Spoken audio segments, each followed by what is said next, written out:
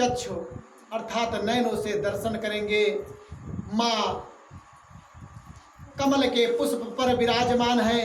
सिंह तो माता की सवारी ही है। माँ कमल पुष्प पर विराजमान है। माँ के एक हाथ में कमल का पुष्प है, एक हाथ में शंख है, चक्र है, एक हाथ में माँ वर मुद्रा में कमल के पुष्प पर विराजमान है। माँ का अंतिम नवरात्र का अंतिम दिवस है। इस रूप में माँ आज कमल के पुष्प पर भी विराजमान है। जिस तरीके से आपने देखा है कि त्रिदेव है, त्रिदत्ता महाराज जी हैं, तीनों देव, उन देव में त्रिदत्ता देव के देव में समाये हुए हैं, उसी तरीके से आज तीनों माताएं माँ में समाहित है। तीनों माताओं की शक्तियाँ माँ सिद्ध दात्री में समाहित है। इसलिए माता का नाम आज सिद्धदात्री पड़ा। माँ ने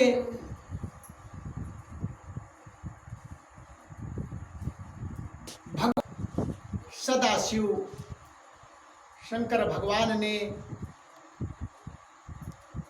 माँ का ध्यान करके, उनकी आराधना करके स्वयं महादेव ने 8 प्रकार की सिद्धियां प्राप्त की। माँ 8 प्रकार की सिद्धियां प्रदान करने वाली। वैवस्त पुराण के अनुसार और मार्कंडेय पुराण के अनुसार तो बताया गया है कि माँ 18 प्रकार की सिद्धियां देने वाली है।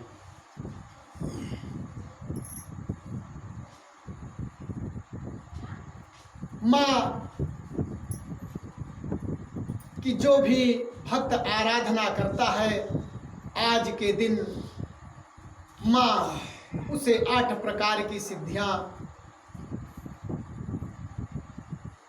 अवश्य प्रदान करती है। यदि आप उनके चरणों में जाएं, पूर्व में तो बहुत बड़ा जप तप यज्ञ हवन पूजा इत्यादि करके प्राप्त किया है देवों ने। जिस तरीके से हनुमान जी को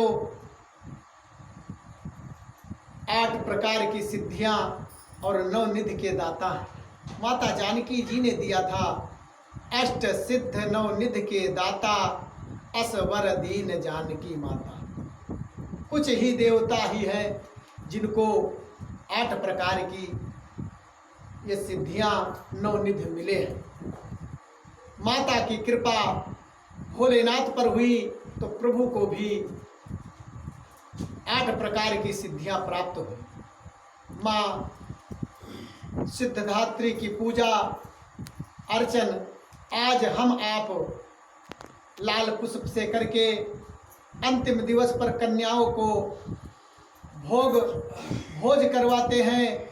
भोज करवाने पर उनको यथाशक्त जो भी हो वो दान दक्षिणा देना चाहिए और चूनर बढ़ाकर माँ की विदाई करनी चाहिए। इस भाव से हम अपने घर में 9 कन्याओं को भोजन कराते हैं कि इन कन्याओं में माँ का रूप होता है। माँ कन्या रूप में ही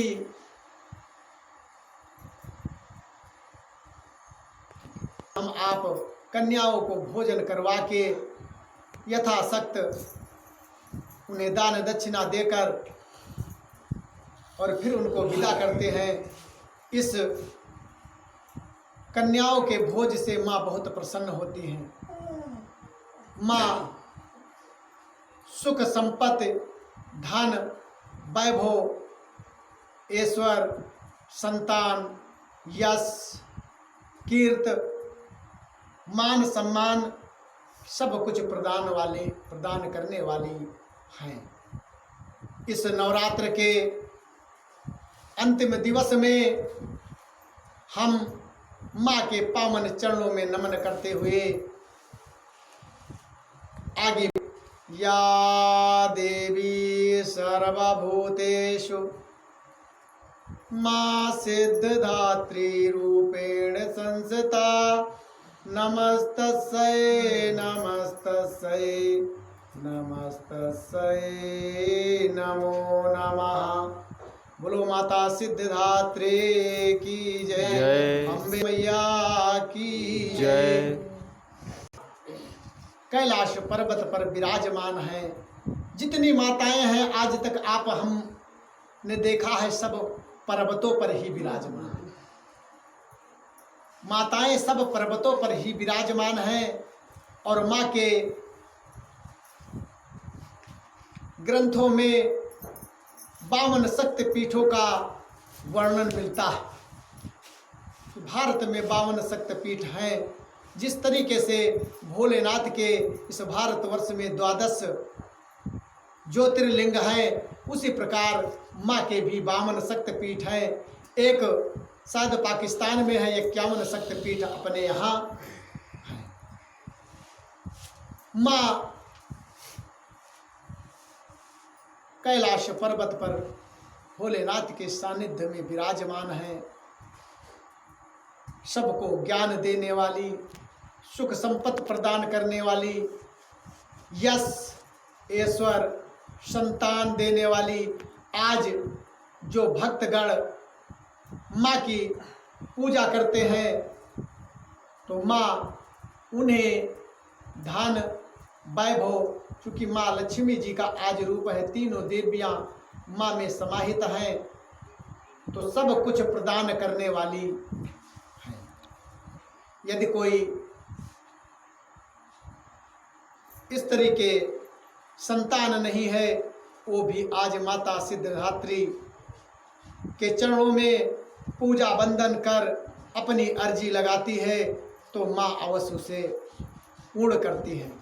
आज कन्याओं को भोज कराने के उपरांत हवन किया जाता है। हवन करने के बाद माँ के नवरात्र की पूर्णाहुति कर दी जाती है और इसके बाद माँ को हर्षोल्लास के साथ उनकी विदाई की जाती है। और फिर अगला नवरात्र जब आएगा तो माँ फिर उनका जन्म, माँ का उत्सव मनाया जाएगा और फिर नवरात्र के पावन त्यौहार को हम आप मनाएंगे। आज माँ का अंतिम दिवस है। इस अंतिम दिवस पर माँ को श्रद्धा भाव भक्ति के साथ हम आप विदाई कर, नमन कर, वंदन कर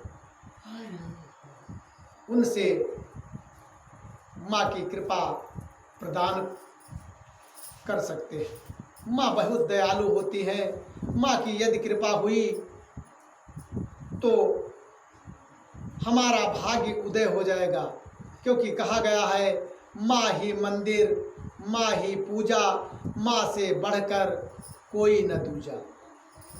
माँ से बढ़कर इस संसार में कुछ भी नहीं है। इसलिए माँ के पावन चरणों में हम आप नमन करें और इस रूप को अपने इस चक्षु से, नयनों से दर्शन करें कि माँ कमल के पुष्प पर विराजमान है। माँ के एक हाथ में कमल का पुष्प है, शंख है, चक्र है। एक माँ वर मुद्रा में एक हाथ है जो अपने भक्तों को आशीष देने के लिए। माँ बहुत दयालु है, करुणामयी है। ऐसी माँ को कोटि कोटि प्रणाम। या देवी सर्वभूतेषु माँ सिद्धधात्री रूपेण संस्थिता नमस्तस्यै नमस्तस्यै नमस्तस्यै नमो नमः।